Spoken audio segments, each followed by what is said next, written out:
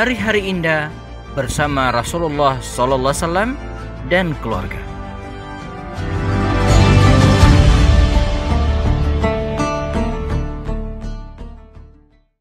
Assalamualaikum warahmatullahi wabarakatuh.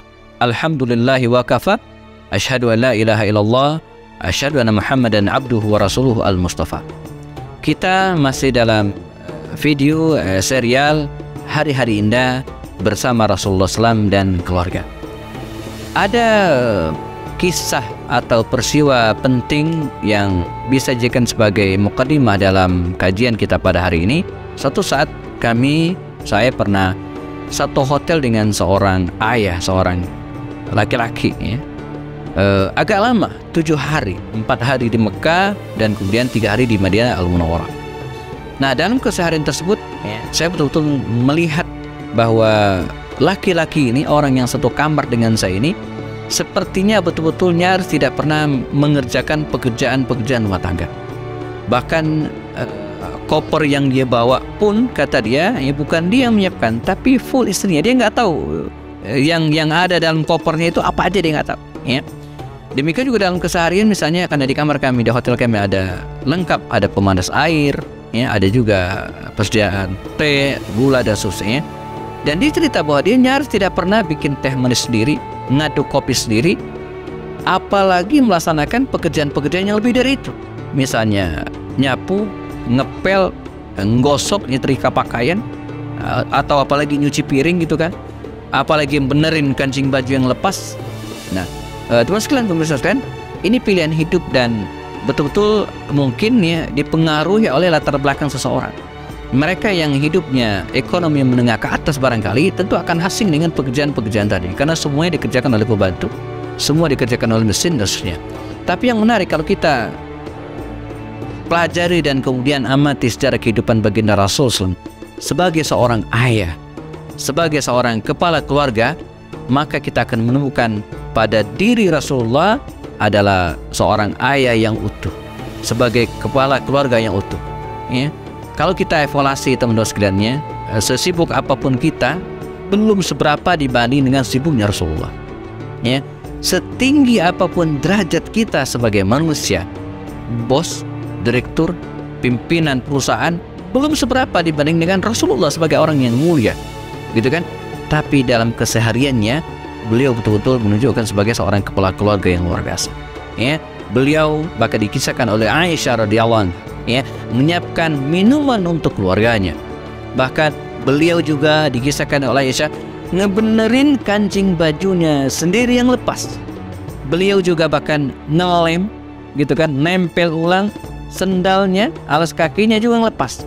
Ini pekerjaan-pekerjaan yang luar biasa ya, yang dilakukan oleh baginda Rasulullah SAW, dan Nabi tidak merasa terhina dengan pekerjaan-pekerjaan seperti itu. Karena itu alhamdulillah ya, meneladani kehidupan baginda Rasul sebagai seorang ayah ya, hari ini menjadi penting bagi kita. Seorang ayah tentu saja bukan orang yang hanya mencari nafkah ya, nyari uang, bukan. Anak-anak kita hari ini ya, betul butuh uang, butuh handphone, butuh biaya pendidikan ya, tapi lebih dari itu mereka butuh kasih sayang, mereka butuh sentuhan dari kita. Demikian juga dengan istri.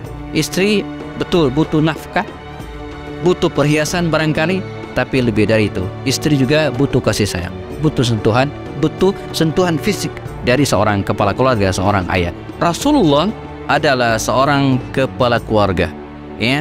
Betul bahwa beliau seorang dai, juru dakwah ya, pemimpin pasukan perang, kemudian bisa juga disebut sebagai kepala keluarga.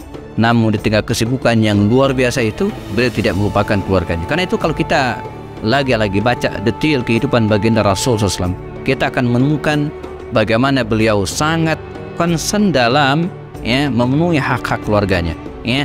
Beliau sangat dekat dengan anak-anaknya, beliau sangat dekat dengan istri-istri beliau, dan pada saat yang sama juga beliau sangat dekat dengan cucu-cucunya. Kita menemukan kisah bagaimana misalnya Rasulullah selalu menyarankan setiap akan pergi ke luar kota misalnya, beliau selalu mengajak istrinya, karena istrinya lebih dari satu ya, maka tentu saja diundi, tidak mungkin ikut semua ya.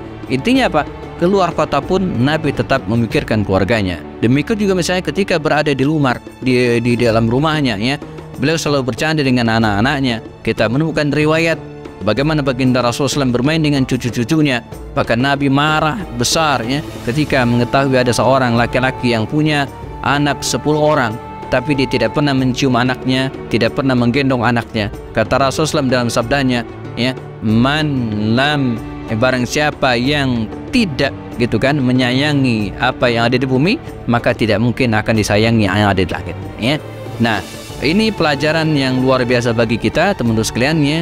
Karena itu menjadi seorang ayah sekali lagi bukan urusan mencari nafkah saja, tapi bagaimana kita bisa memberikan kasih sayang kepada keluarga. Nah, bagaimana kisah-kisah Rasulullah bersama keluarganya ini kita akan bahas setelah yang satu ini. Bersama kami belajar sirah nabawiyah untuk memahami sejarah hidup Rasulullah SAW dan para sahabat melalui video-video pendek, diskusi dengan para tokoh dan pakar lewat program kelas Kupas lewat obrolan santai. Apapun masalahnya, dikupas dengan cara yang santai dan penuh keakraban.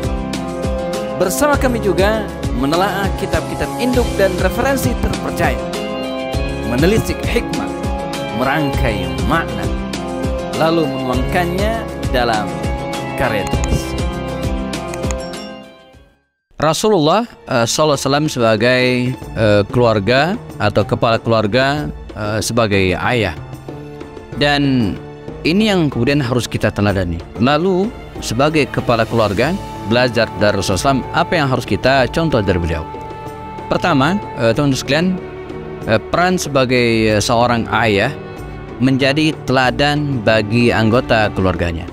Rasulullah SAW ya, tidak hanya mengajak, memerintahkan kepada keluarganya, tapi juga beliau memulai. Ya, misalnya ketika Rasulullah mengetuk pintu rumah Fatimah dan suaminya Ali bin Abi Thalib, tentu saja mengajak mereka melaksanakan sholat berjamaah. Jauh sebelum Rasulullah mengajak putrinya Fatimah dan mantunya Ali untuk melaksanakan sholat malam maksudnya, ya, Nabi juga telah melaksanakan. Nah, ini disebut dengan teladan. Dalam konteks hari ini ya, juga demikian. Ya.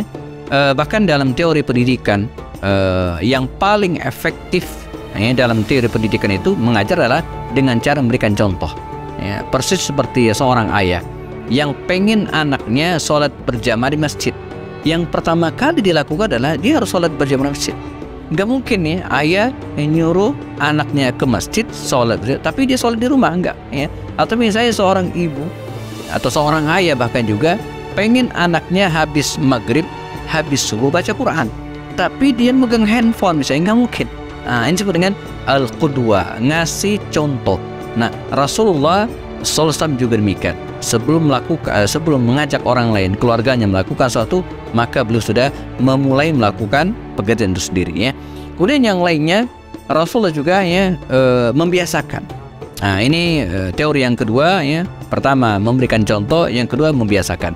Karenanya dalam keluarganya Rasulullah SAW selalu membiasakan, bukan hanya keluarga inti, tapi juga keluarga luar. Misalnya saat Abdullah bin Abbas radhiyallahu anhu yang waktu itu masih usia kecil, masih usia balita, sedang makan, maka Rasulullah SAW tidak sungkan-sungkan untuk membiasakan kebaikan.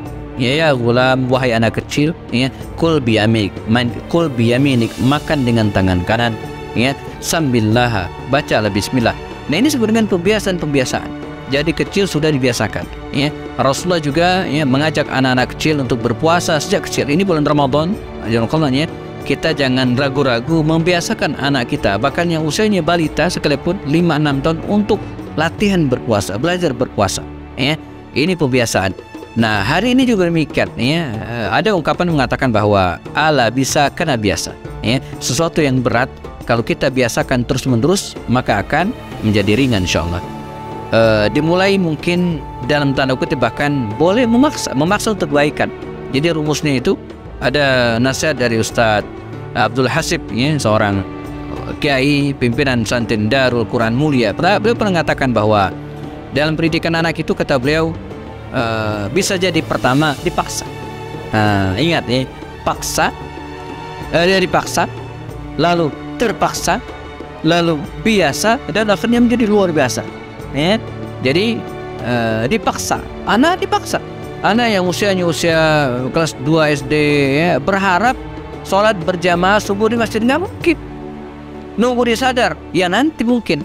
Ya. Tapi bagaimana dia memiliki kesadaran di waktu dewasa nanti, maka harus dipaksa sejak kecil. Ya. Mumpung masih kecil, kita angkat misalnya anak tersebut, kita taruh kamar mandi, suruh wudhu, ya, cuci bersuci, ya, dan kemudian ke masjid. Terpaksa. Ya. Lama kelamaan karena dipaksa maka akan terpaksa. Karena terpaksa terus, maka suatu saat akan jadi biasa.